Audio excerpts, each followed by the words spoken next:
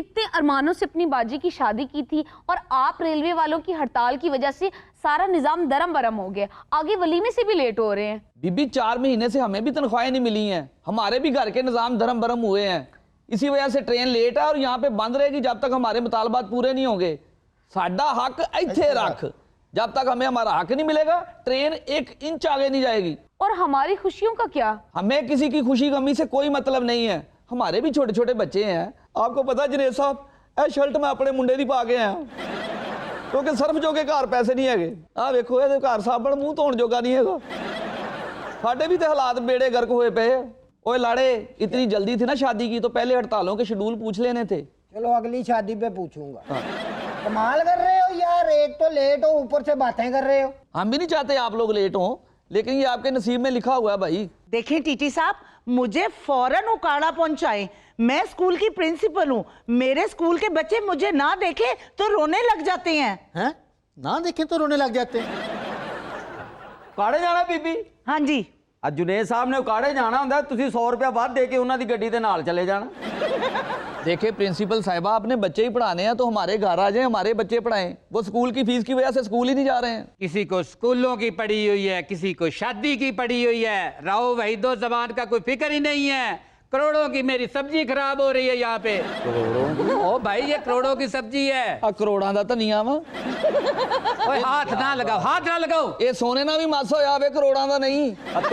ਧੁੱਪੇ ਪੈ ਪੈ ਕੇ ਤੇਰੇ ਡਾਇਮੰਡ ਲਾਲ ਹੋ ਗਏ ਨੇ। राव साहब, ਜਿਹੜੀ ਤੁਹਾਡੀ ਆ ਸਬਜ਼ੀ ਹੈ ਨਾ, ਇਹ ਜਨੇਦ ਸਾਹਿਬ ਨੂੰ ਦੁਆਵਾਂ ਦਿਓ, ਜਿਨ੍ਹਾਂ ਦੀ ਵਜ੍ਹਾ ਤੋਂ ਮੈਂ ਇਹਨੂੰ ਗੱਲ ਨਹੀਂ ਕਰ ਸਕਦਾ। भाई उनको पूछो, उनकी नजर में ये करोड़ों की है। और राव साहब, आपकी सारी फसल मेरे एक ही हाथ में आ गई है। तुझे पता है ये सब्जी करोड़ों की क्यों है? क्यों है जनाब? हमारे दादे को इन नाराइयों ने चैलेंज किया था कि तुम वाई बीजी नहीं कर सकते। अच्छा, इनके चैलेंज को मैंने कबूल किया, राव वहीद ने कबूल किया और सब्जी बीज के दिखाई, इसलिए ये करोड़ों की है। इनका चैलेंज कबूल किया, इनको झूठा किया हमने नाराइयों को। और ये देखो टमाटर, ये एक टमाटर एक देख के लिए काफी है। ਐਡੀਆਂ ਐਡੀਆਂ ਆਉਣ ਲੱਗ ਪਈ। नहीं तुसी सारियां शावां ठंडियां बनाइयां वा, दुश्मन ठंडे करने से। अच्छा राव साहब, एक बात बताएं, आ राई जेड़े टमाटर बीजदे हो ते कट्टी दे आ जेड़े तुसी बीजे इहनूं पोले ते नहीं करीदे पहले? और टीटी, ट्रेन कितनी लेट है? अभी 7-8 घंटे लग जाएंगे। इसका मतलब मेरी सब्जी खराब हो गई होवे। कुल्ली उठा मेरी सब्जी और चल मंडी चलें। 250 रुपया लूंगा। जनेद साहब, 150 की सब्जी है तो 250 उन्हें मांग लिया। वो 300 भी मांग लेता तो ये रांगड़ देता उसको। मैं कह राव साहब, आपने दुश्मनी तो सर पे उठाई है, इसको भी सर पे उठा लें, आपके पैसे बच जाएंगे। मैडम, ये उकाड़े किस जगह पे अपना स्कूल हुए है? तेरी दादी के घर के बिल्कुल पीछे। तो फिर तो हम गुआंढी हुए। ये 600 तो घट नहीं मैं छड्डन जानी। हम भी पड़े हैं प्लेटफार्मों पे, क्या करना है हमारा? मेरा बस चलता तो मैं तेरा पहला ही नहीं होने देना, तू होर करन नूं फिरन दिया वा। ओ जी भाईजान, पहुंच रहे हैं। अब मैं लड़के का चाचा हूँ, बाप थोड़ी हूँ। उसकी खुद ही जिद थी ट्रेन पे लेके आनी बारात वापस। वलीमा कर लें आप, हमारा पता नहीं पहुंचते पे कि नहीं पहुंचते। खा रहे हैं इधर बासी पकौड़े और नान स्टेशन पे बैठ के। तो भाईजान आप झगड़ा क्यों कर रहे हैं? उनका वलीमे का सामान इधर ले आए हैं, सारे मिल बांट कर खाते हैं। ओए कुल्ली बाबा। हाँ जी। मेरी सब्जी का ध्यान रखना, राव वहीद अभी वापस आ रहा है। मैं कहा टीटी साहब, हाँ ਇਹ ਰਾਓ ਸਾਹਿਬ ਜਿੰਨਾ ਬੇਫਿਕਰ ਹੋ ਕੇ ਗਏ ਨੇ ਨਾ, ਲੱਗਦਾ ਸਬਜ਼ੀ ਵੀ ਉਹਨਾਂ ਦੀ ਨਹੀਂ ਸੀ। चलो तेरे को आ गई है ना, ये समझ ला हुण तेरी भी नहीं, क्योंकि इतने खाण पीण नूं कोई शै नहीं हैगी। ट्रेन हरे किन्नी देर खलोनी है। उतो जनेद साहब जिथे हड़ताल कर बैठे, स्टेशन की समझ नहीं आउंदी किथे दा वा। इथों लगदा सिर्फ समुंदरी दियां सवारियां बैठियां वा, इथों लगदा नारोवाल चली है। ਇਹਦੇ ਵੱਲ ਵੇਖ ਕੇ ਲੱਗਦਾ ਕਿ ਸਿਰਫ ਕਾੜੇ ਜਾ ਕੇ ਖਲੋ ਜਾਣੀ ਹੈ। ਇਹਦੇ ਨਾਲ ਵੇਖ ਕੇ ਲੱਗਦਾ ਕਿ ਸਵਿਟਜ਼ਰਲੈਂਡ ਦਾ ਸਟੇਸ਼ਨ ਹੈ ਜਿੱਥੇ ਰਾਜ ਤੇ ਸਿਮਰਨ ट्रेन ढीकण दे आ और इन्हां दी ट्रेन लाजमी मिस होनी है और इन्हां दे नाल नाल इन्हां दी भी हो गई है, समझो। कहते राज मेरे बगैर जा ही नहीं सकता। क्यों जी? गिटार वाला बैग ओदा मेरे को पे है। ये देखा तो ये जाना सनम। ऐसा ध्यान रखे जो घट ना जावे कुछ। तुम दोनों को राज सिमरन की पड़ी है, इधर रमेशपुरी भी आ गया है। ओ भाई बताओ कब चलनी है ट्रेन तुम्हारी?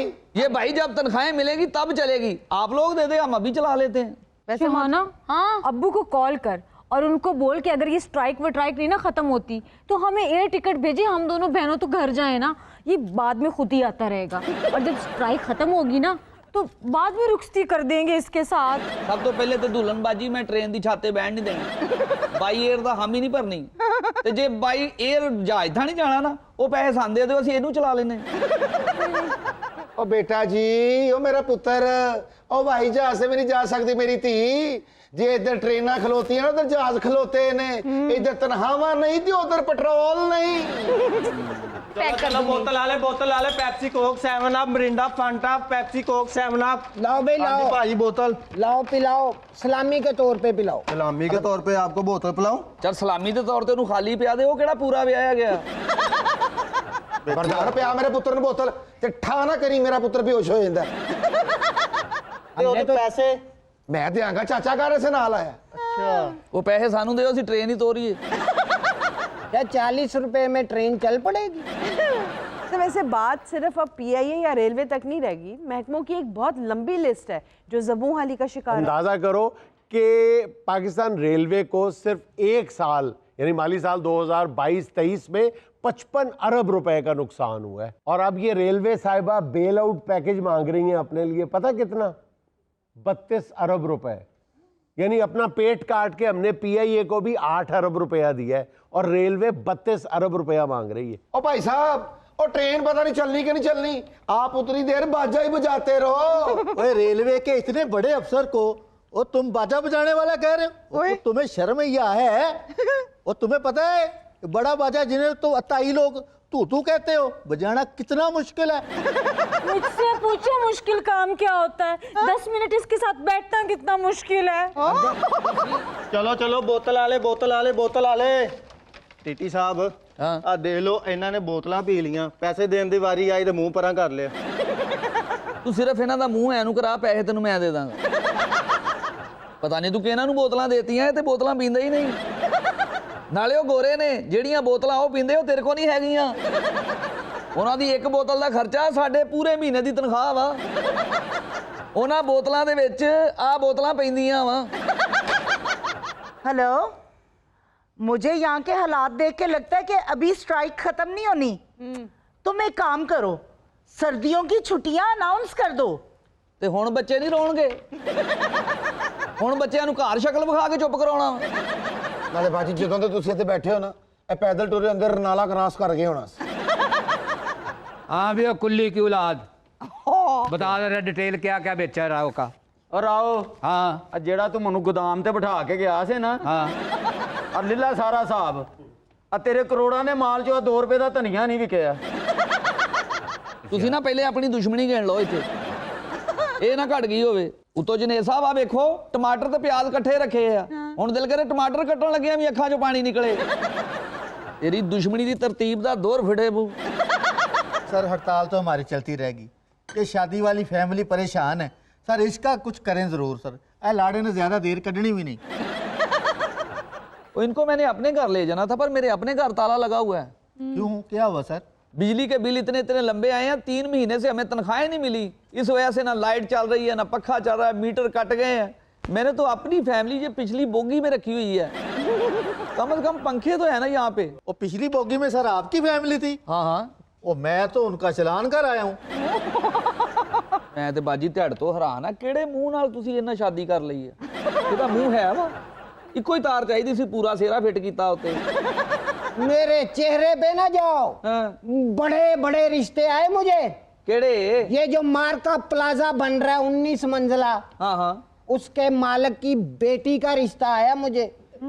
ਉਹਨੇ 19ਵੀਂ ਮੰਜ਼ਲ ਤੋਂ ਤੈਨੂੰ ਧੱਕਾ ਦੇਣਾ ਸੀ ਆ ਕੇ ਤੇਰੀਆਂ ਉਤਲੀਆਂ ਮੰਜ਼ਲਾਂ ਆਸਾਨ ਹੋਣ।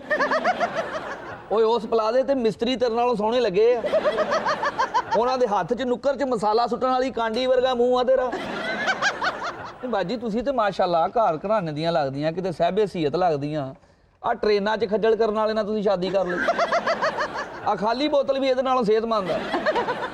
बस बुजुर्गों की जिद, पढ़ी लिखी बच्चियों के पल्ले ऐसे डंगर बांध देते हैं ताकि जमीनी जायदादें खानदान से बाहर ना जाएं।